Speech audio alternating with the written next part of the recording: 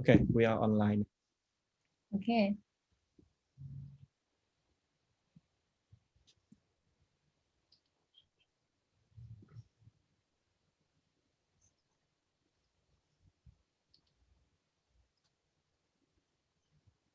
They still do the opening. Oh, okay. Yeah.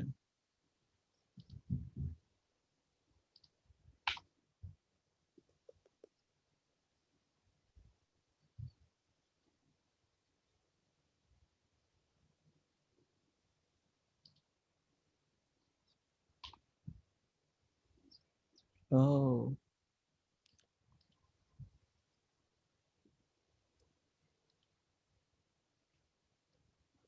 Oh, we have 17 watching now. Yeah.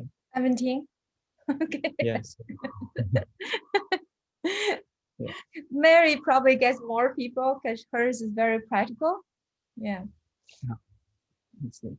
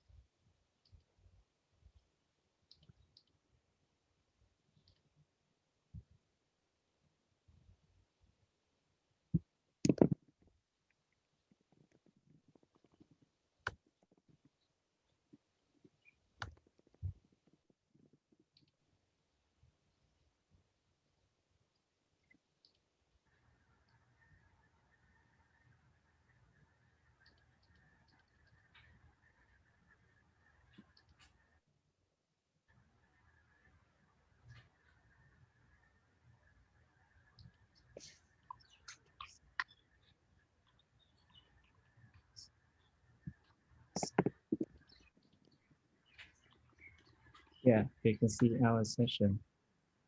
Yes, I can see and hear you very clearly. Thank you. Oh.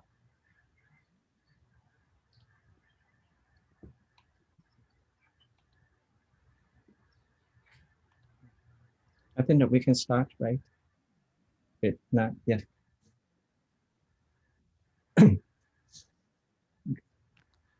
Good morning from Vietnam. So my name is Khan Bui, the moderator of this session, and this is my colleague.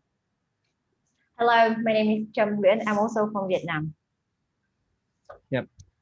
It's our pleasure to welcome you on to the first plenary session of VIC2020 International Convention 2020. The title of this session is Creating Translanguaging Spaces for Skilled Linguistic Action, presented by Dr. Dongping. Now I will hand it over to Trâm to introduce our keynote speaker today. And this is Dr. Dongping. Dongping, Yeah, can you say hello? Yeah, hello everyone. Good morning. It's my honor to be here and to introduce our speaker today, Dr. Dongping Zheng. Dr. Zheng embraces ecological perspectives in her applied work and is an active board member of the International Society for the Studies of Interactivity, Language, and Cognition. She strives to help broaden global citizens to become steeped in the mutual cooperation of the East and the West perspectives. Her projects are characterized by a good marriage of scientific evidence-based research and humanity enhancement that is community-centered, diversity-minded, and ecology-balanced. She designs and studies distributed language learning environments to foster languaging and translanguaging for skills linguistic actions that have a positive effect in environmental awareness, caring, creativity, and bilingual developments. Now it's all to Dr. Dongping. And if you have any questions, you can type your question in the chat box and we will select your question and give it to Dr. Dongping later. So let's give it up for Dr. Dongping Chen. Okay, so I'll hit the presentation button then. Oh, I need to share the screen first. Yes, Right? that's right. Okay. Let me share screen. And I'll share my presentation. Hold on 1 second. Present mode. And share screen.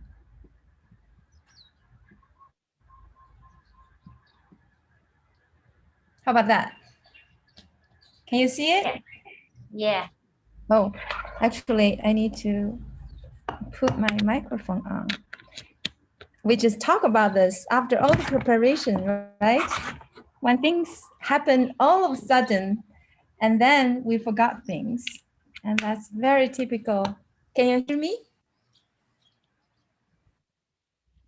You can? Okay, good. Can you hear me well? Yes, excellent. Thank you. Thank you again for the introduction. And I'm very, very happy and excited and very honored to give this talk. So this talk has been a crystallization of my years of work on technology and finding ways to creatively using technology for language learning, social interaction, and cultural collaboration. So I'm very happy that this talk is sponsored by the US Department of State English Language Programs. I'm extremely honored and feel thankful for this opportunity to share part of my thinking, actually my work going through stages and becomes sometimes very technological, at times focus on theoretical foundations to give the technological practices some foundation. So this work today I'm sharing with you is a little bit more theoretical, and I hope that gives us a good knowledge foundation, at least a solid perspective for us to think about language learning or language research, especially in terms of languaging and translanguaging. Because when we hear these new trends of new vocabulary or concept, and we may not think translanguaging can be a catalyst for change of language pedagogy or language teaching or research. So a lot of times we're confused with code switching or translanguaging without just a concept. So in this talk, I will just focus on what does it mean when we move from talking about language to the verb or the gerundive or gerunded form of languaging. So the talk starts with first several slides on languaging and a little bit of translanguaging, because once we understand our perspective as a group, distributed language group or the distributed language movement, translanguaging can be very easy to understand. Then I will about a Xu argument is a new way of looking at connecting, speaking, writing, listening to reading, all the skills in an interconnected way. And then I will introduce a skill linguistic action as the title goes. And I will give an example of how to design a translanguaging space. And I will have a few conclusion remarks. Okay, so first, languaging. So languaging, this work, I mainly refer to colleagues Stephen Colley, Nigel Love, who are two of the founders of Distributed Language Group. So for Distributed Language Group, language can be looked at in terms of first order activities and second order constraints. So first order basically means things we do in the action form. For example, moving, perceiving, emerging as person, when we attune to second order constraints. Second order can include languages, grammar, words, right? Activities or persons who are more stable, but the things going on dynamic and fluid, that's first order activity. So languaging is a new concept that can combine or link these so that we put experience at fore when we talk about language or language reading. But at the same time, we do not disregard the more stable form of lexicon and grammar, for example. Okay, so in this sense, language is ecological, dialogical, and non-local. Here, full of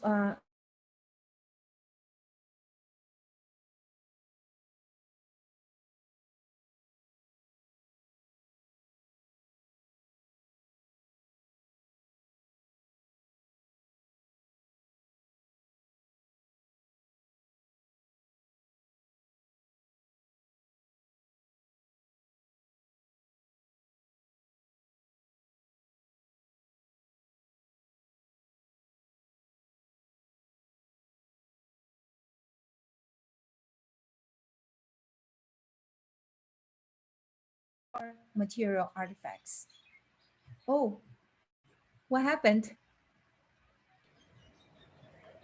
Should I share my screen again? Yeah, I think you need to share the screen again. Okay.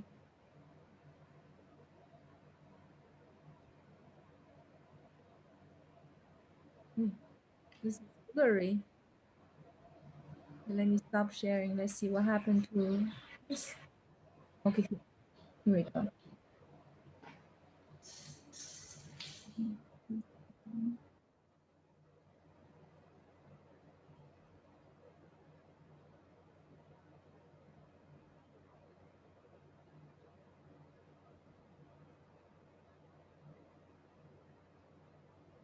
Okay, so let's try again.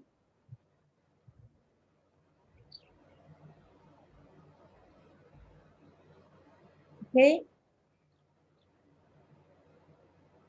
can you see the slide? Yes. Okay, great. Thank you. So I was explaining language is ecological, dialogical, and non-local. All these terms share a holistic concept. Language does not retain in one person, but is distributed into others, including the dialogical partner, as well as the so-called the third party virtual patterns and virtual events that we don't get to directly have a connection with, but is virtually available. Same as a non-local. Non-local basically means we are interacting with the world, but physical world, but same time, non-local events, things happen in the past, things will happen in the future, have an influence on our present interactivity. Okay, so distributed language also view language as multi-scalar. This is very important because it escapes the speaker bias. We no longer need to focus on this one person for testing, for learning, teaching, understanding, language development. We can distribute across material artifacts, other living bodies in the environment, and social artifacts. It manages multi-scalar complexity by connecting with things, people, and also sets of connotations. Therefore, it evokes actions, verbal patterns, and ways of embodying experience. So when we think in terms of languaging, we are interconnected, are interdependent with things, people across the board, right? Different ways of embodying our experience. So in this sense, also related to Stephen Cowley's work on taking a language stance. What does taking a language stance mean? In this sense, humans do not use language, thus acquired language first and use language later. In the language stance, human beings happen in language. That means language inherently is part of a human being's action and social activities. So the bodily dynamics As we language or as we are languaging, bodily dynamics arise and people draw on verbal constraints in acting and perceiving. So the human activity is at fore when we think in terms of languaging. The perceiving and acting draws on language. And when we take a language stance, we can hear physical wordings as verbal patterns. Physical wordings connect to the events happen to us through experience. Is the actualized aspects of experience that we have feelings, we have context, we can know situations. It gave us an entrenched way of understanding where that wording's coming from. So that's very critical in taking a language stance. Um, as we know, our past experiences place us in a meshwork where public resources as language, so here language as public resources, can contribute to things we do, such as playing games together, watching TVs, doing sports, shopping, any social activities that we can use as examples in here. So in terms of languaging, speaking well, hearing draws on cultural products. For example, we use X, we use computers, we use tools, we use Twitter, we use Zoom, we use Skype, right? We draw on those cultural tools to help us, to constrain us, at the same time, give rise to and same time constrain us in languaging, in doing social activities. So in that sense, we are taking a language sense, and we can also call it linguistic embodiment. So turning to linguistic embodiment, our focus falls on how people coordinate with material and immaterial resources. This is critical for us to implement the concept or apply the concepts of languaging in our classrooms, because we can imbue or bring material artifacts into classrooms. We can bring material artifacts from L2 and L1 to the classrooms, help learners, help students to engage all kinds of activities, such as play, such as role play, such as act out. We can talk about that a little later. So when humans engage in activities, we coordinate. Coordination depends on physical events. We have to do things with our body, with our hands, with our movements, with our emotions and feelings. So when people move, they do all kinds of things, right? We are actively engaged. We say things, we hear things, we think things, we notice things, imagine things, and read things. All of these are considered part of languaging, the coordination of activities. Okay? Similar to materiality, such as all these things we hear, we see, we imagine, linguistic form and function can also act as constraints on embodiment. When we engage activities, forms and function help us to constrain, to behave, or to suppress sometimes in a way that we orient to the other so that we can form a way of collaborative action. Okay, so after all of this, the basic intuition for linguistic embodiment or thinking language as coordinating activities is that physical wordings are experienced aspects of meaningful activities. So we need to engage learners into doing meaningful activities so that they can experience things that are connected to wordings. That's why we call it physical wordings, because it has a physical, has a materiality, has a physical event attached to it, has material things attached to that wording. Is different from words. I'll explain a little bit later. Words we tend to use in English we learn about words, especially in language classroom, in English classrooms. We learn about vocabulary, but that's different from wordings. Okay, next one. So this connects to another founder, Nigel Love, of the distributed language movement. He looks at languaging as ways of picking up activities. So languaging picks out activities involving language. Activity first, and activity draws on the second constraints, such as vocabulary, grammar, or norms.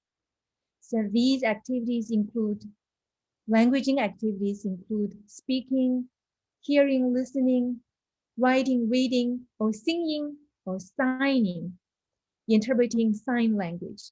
These activities, right, that can be united by a specific subordinate verb, languaging, right? So languaging can be used to describe all of these activities: reading, writing, signing, singing. Any activities involves our vocal muscle movements, we can say, or non-verbal activities. That's also part of languaging. We can talk about multimodal resources, things I do with my hands, things I use for my gaze, using my gaze to make sense at the same time, is also part of languaging. So languaging is this subordinate verb that links two orders of experience. So it unites a play of expression. So expression, we learn expressions, right? We learn expressions such as play it by ear. So that's not called physical wordings. They are expressions because it's handed down from generations. It becomes a usage, becomes a use. So that's an expression. So languaging unites a play of expression with the othering and construal of physical wordings. So it's the expressions and what we do, things, when language is involved, languaging can connect these two. So for me, when we do things, we coordinate with my friends. Oh, shall we go hiking tomorrow? The weather doesn't look very good, and I have lots to do, lots of deadline looming in my background. Why don't we just play it by ear? So when that happens, that play it by ear connected to a physical activity or ecological planning, then it becomes wordings. It becomes experiential. It connects to me with that event, with the physical coordination. It becomes wordings. Okay, yeah. So then we can have this, we can understand the sense of linguistic embodiment, taking a language sense. I said something that's something means something to me, not just words. Okay, so languaging links form and meaning. In the intrinsic sense, wordings bind the embodied with the social and psychological. So these wordings, when it happens in real events in embodied way, it connects our embodied sense of understanding of that expression with social and psychological events. Okay, I hope that makes sense so far. Languaging and action, languaging is action, action is languaging. So the play of expression usually sets off our attitudes, feelings, display of affects. These are usually considered as affective domains in applied linguistics, right? In terms of motivation or emotions. But using languaging, we can connect them. They no longer need to be studied as a separate domain, but they are useful studies that can be united with action, with languaging. So the play of expression trigger the thoughts, feeling, and changes of context and ways of going on. Just ways of being, ways of going on. What's going on right now? I'm giving a presentation to Vietnamese TESOL. I don't see many people. I don't see you. I only see two of my colleagues here, but I'm projecting to a much larger audience. So I have a sense of what's going on. I'm not talking to myself. I'm engaging you. I'm engaging to perhaps potentially later a larger audience when the video is put online. Okay, so we basically experience of acting, moving, feeling, and thinking arises as, okay, I need to move this in here. At one time, we make verbal patterns, we hear verbal patterns, we imagine verbal patterns. You see, I hope this connection is slowly to be made. When we experience all these events, slowly making connections by hearing, by make meaning, by create meaning, even imagine meaning, connecting with verbal patterns with physical wordings. Okay, so now we slowly can see what I'm doing is can be described in terms of these expressions. So in distributed language, we emphasize the collective sense of being together one languaging. So as we coordinate, as we collaborate, we orient to wordings or repeated aspects of vocalization. So in that sense, within our community, and we carry historically derived information. Things happen in the past can be reified into verbal patterns that make sense to hear now. So I connect my action, my activities to the verbal patterns. Therefore, I know play by ear means, oh, we just see what happens tomorrow, right? So far from depending on individual knowledge, distributed language or languaging orients to wordings, makes language irreducibly collective.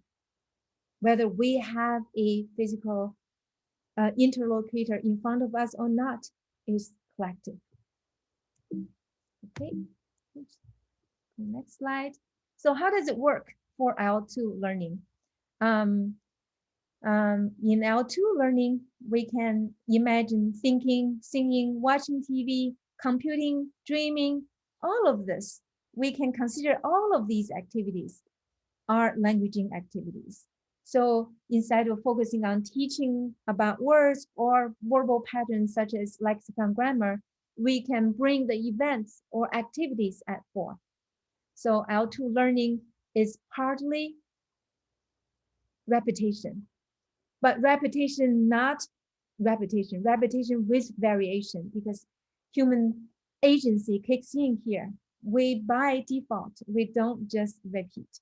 We bring our embodied sense to the fore. So we develop skills such as we have described in the hiking activity. During coordination, we develop skills to understand us, understand each other, understand myself. When wording happens, we learn language. So L2 learning is also partly seeing and hearing phonetic gestures or signs.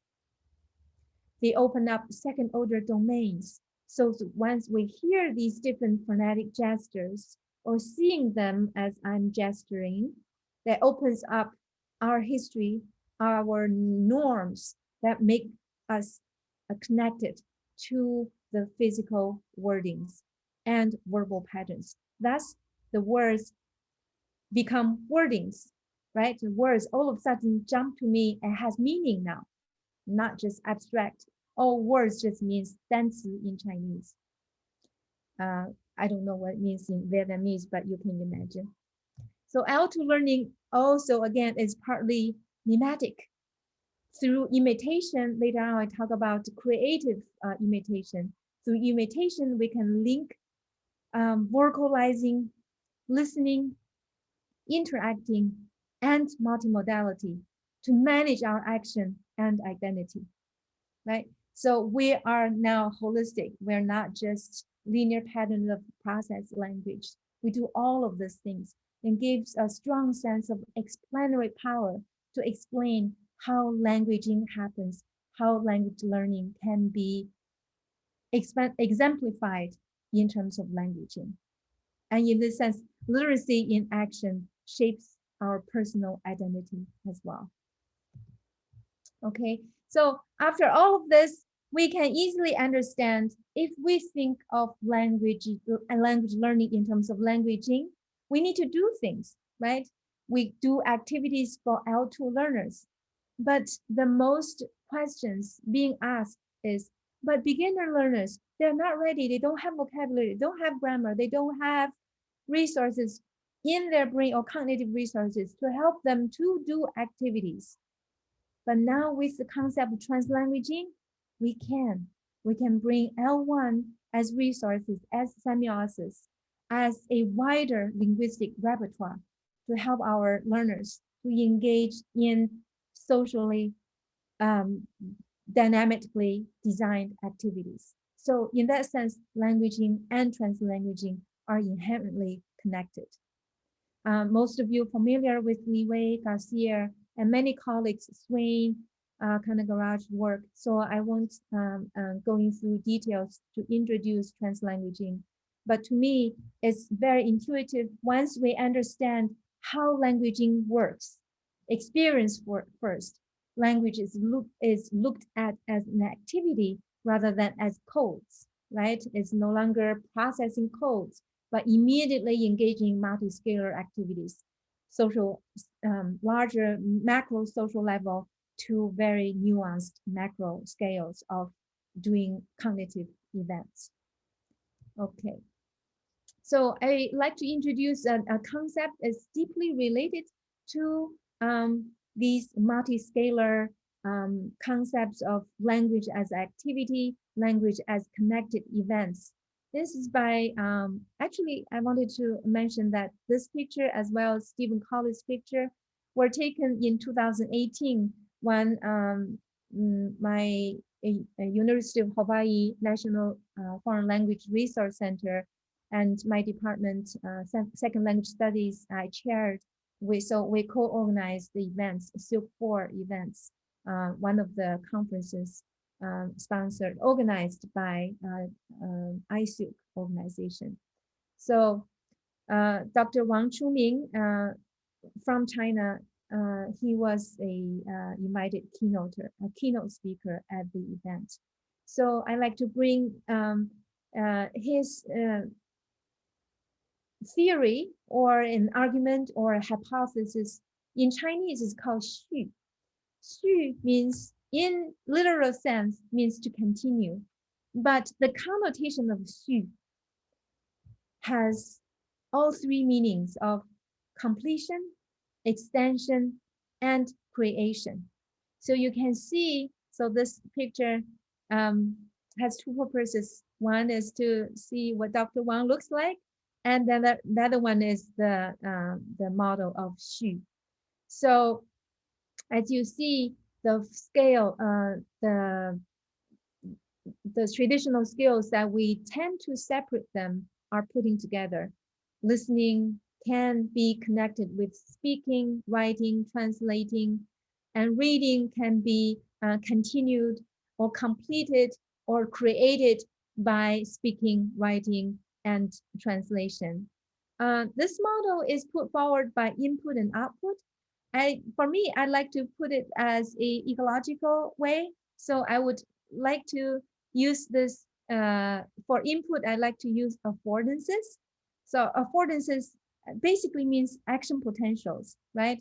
If we do listening activity, if listening activity is immediately completed by speaking, then that listening activity gave rise to speaking, gave rise to writing, gave rise to translation, and same time constraint. And remember, ecological sense, there's always affordance and constraints happening at the same time. Sometimes that happening is not reciprocal because listening can constrain writing or indirectly constrain speaking. Yeah. So in this model, I would like to put affordances in here, but maybe we'll just play with wordings. So Dr. Wang and his students have done numerous empirical studies to show how the concept xu works, right?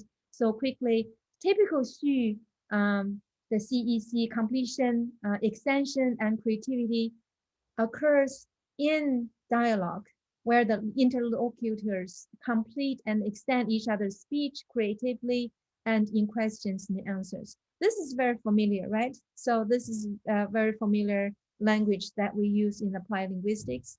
When two people doing conversation activities together, if that's followed up with a listening, you immediately can use the wordings you hear.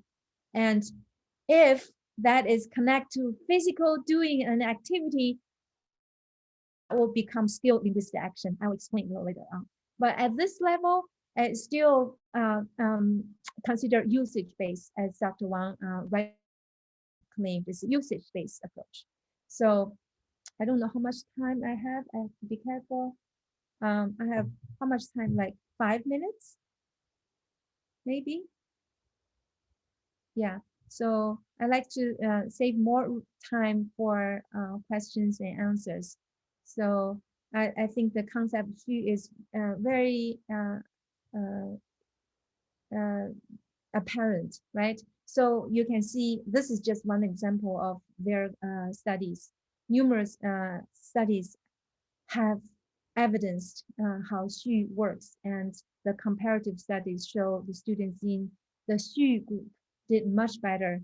In this case, is writing. So as we hinted, the languaging and translanguaging for writing activities is very difficult to implement.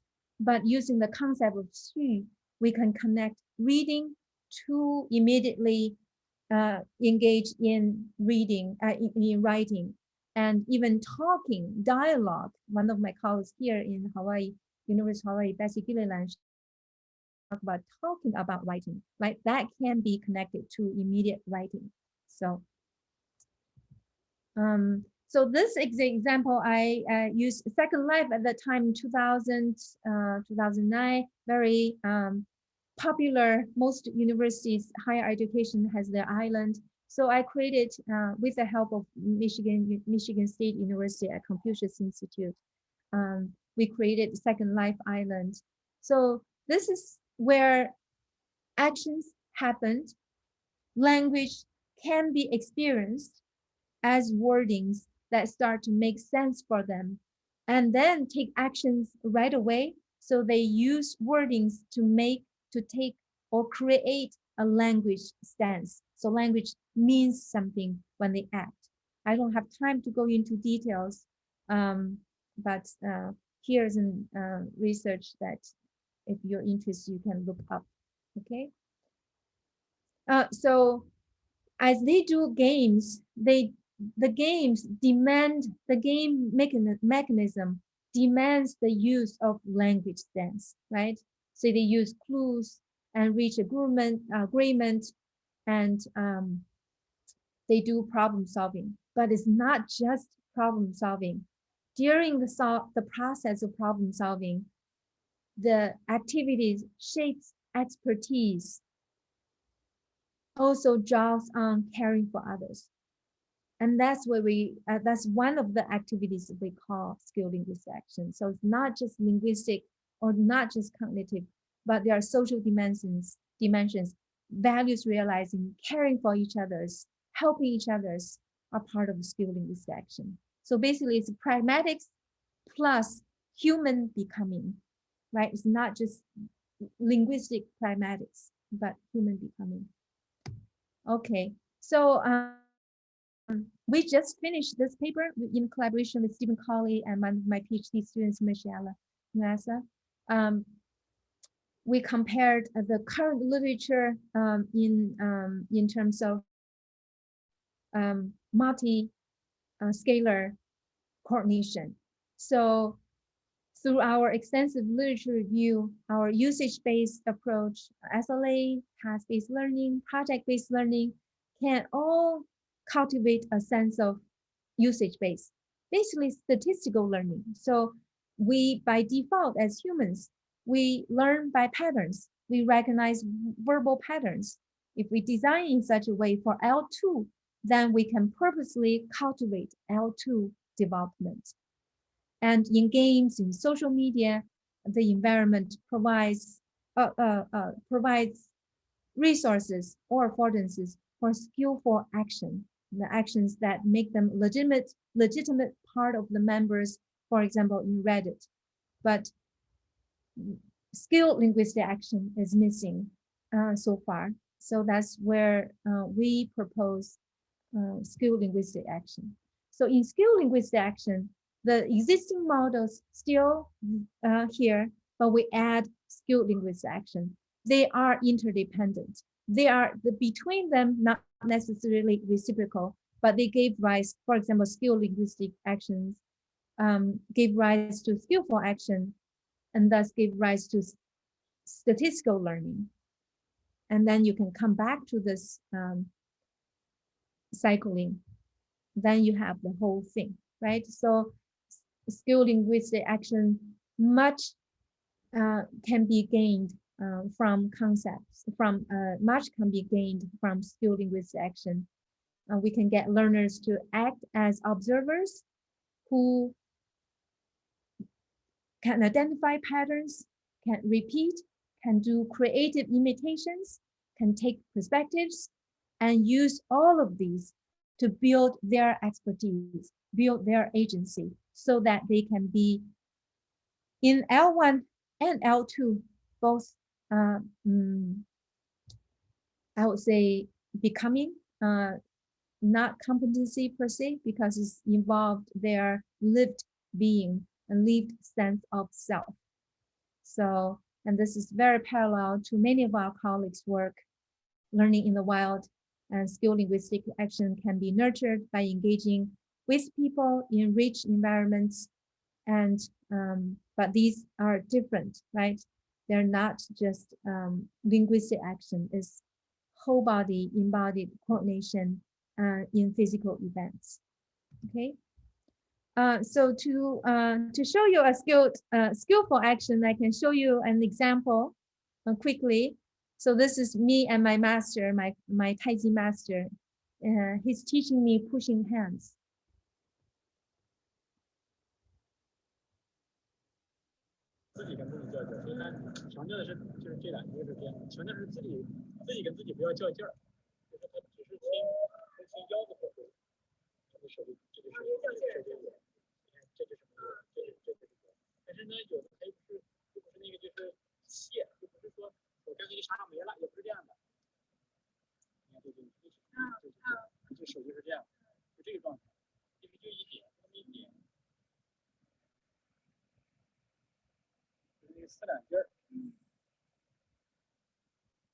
Okay, I don't have time to play the whole video, but the point is, as we do activities, the wordings, right, my master told me, is directly integrated into my feeling of action. So the wordings make sense to me. And later on, when I can look up all the Taiji vocabularies, I can learn so much more from this embodied experience. Okay, so to sum up, let's see. Oh, here it is. To conclude, okay, so skill linguistic action is much more favored perhaps in China and Vietnam, in that languaging is often traced to a long history of written materials. So in this sense, language is not faculty or an individual source. It's distributed across wordings, across actions, across coordination. And second, or skill linguistic action presupposes a history of taking a language sense to do things with language in its verbal aspect. And it enables us to build skills, talents, and expertise it does not reduce to communication or competence. And activities such as Taiji or calligraphy are good examples to illustrate skilled linguistic action. The example I show you is a skillful action. It's not skilled linguistic action yet. Skilled linguistic action emphasizes the willful effort to make wordings meaningful. Okay, I'm way over time. I thought I'm going to speak for 30 minutes. Way over time. Okay, I'll stop there. Thank you very much. And here are the references. Thank you, Dr. Zheng, and thank you all the attendees for your attentions. And if you have any question, please, you can type your question in the chat box or in the question box so that we can hand it to Dr. Dongping Zheng.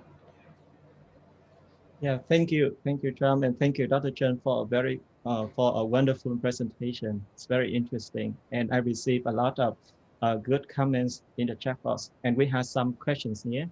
So I will share some questions with you. Okay. Yeah, thank you.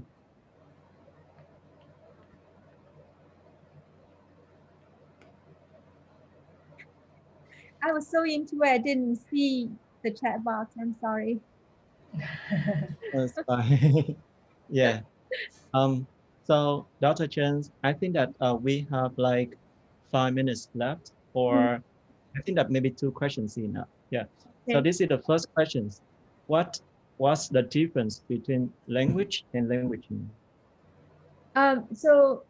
Language is complex. You can trace Saussure, Lan, and Perrault. So language is more of a stable sense of codes or representations.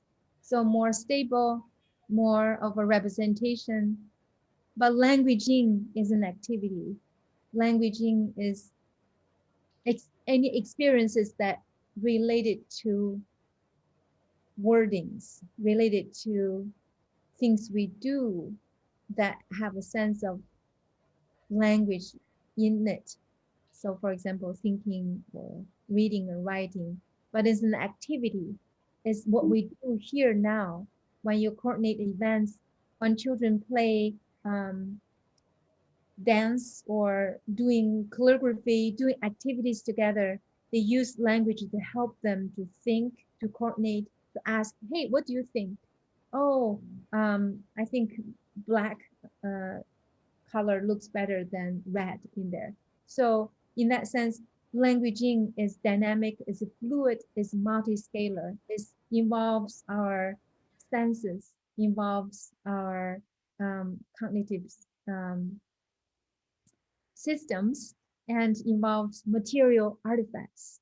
Yeah, so it's an ecological system, not just language per se in words. Yeah, I see. That's interesting. Thank you. And this is the second questions I got from the audience. Yeah. So you mean we can use L1 in the classroom? So how can L1 help students learn L2? Right, very good. Thank you. Yes, using L1 in L2, this is one of the major concept that is going on in terms of translanguaging. So when focus is on, or the weight falls on languaging or activity, children or any age or adults, they may feel the need of using L1 because when L2 is limited in their repertoire, they have to borrow other verbal patterns or wordings that they have experienced with. So physical wordings, they have more experience with in L1. So they can borrow those to bringing into their sense making and meaning making. And once that is connected, they can themselves look up L2 vocabulary, or the teachers can point out, or during collaboration or coordination, L2 can jump out or emerge out of the activity. So in the end, we are striving human beings. We strive to do what we are interested in doing, especially in L2 classrooms. So through several projects that have done with technology, such as the virtual space, learners in the end, they try to use L2, but in the beginning, they use a lot of L1 to get them there. Thank you so much. Yeah, so the process of having L2 can help a student to learn L2, L1 can help the student to learn L2 in different ways. Yeah, thank you. Maybe we have time for the last questions from the audience. Sure. I think here, one more question from the audience. I would like to get some examples of skilled linguistic action. Could you go to the slides? Oh, I'm seeing question 2. Do you have the slides? I don't have questions on the slide, okay. but Yeah. can you? Examples of Do you want me skill to read the linguistic questions action. again? No, that's fine. Sorry? I think the examples of skill linguistic action, right? Yes. Okay. Yeah. So examples of skill linguistic action can be if it happens in classroom, right? If students had a fallout with each other during the activity, right? And in order to tell the teacher what happened, if the student can do in L2, that's a skilled linguistic action, because events that happened, he had a fight with his peer, right? It's happened, it's events, it's not learning about vocabulary from a textbook. I'm not saying textbook vocabulary is not good. The textbook vocabulary is not directly related to their experience unless you do things to help them to do activities that they can connect to the textbook vocabulary or verbal patterns. But in that case, they had an argument and the teacher talked to them. If they report to the teacher in L2, that would be a skillful action. If they did a good job using pragmatics, finding reasons to support them, finding vocabularies to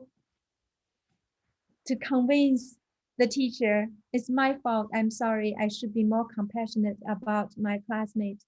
I should not fight for a crayon. That will be ideal case of skillful linguistic action or skilled linguistic action, because that awareness, identity, the history in classroom, in Vietnamese classroom, I'm sure there are lots of social norms cultivated by schools, right? Instead of competition, maybe schools are more organized to work harmonious collaboration and social cohesion, right? Solidarity. In that sense, that if the report is in L2, that will be in L2 skilled linguistic action. Because it connects to this to him deeply. He experienced it, he know what happened. Awesome. Okay. Thank you, Dr. Chen, for your informative presentation. And thank you, Dr. Chen, for answering all the questions. And I think that it's time is come to the end of our keynote speech today. And thank you all the attendees for your participation in this keynote speech. Yeah. And now it's time for you that you can go to the next session. The next session will be about workshop and also some presentation from our featured speakers. And thank you everyone again, and bye everyone. Thank you very much. Thank you. Thank you. Bye. Okay, bye.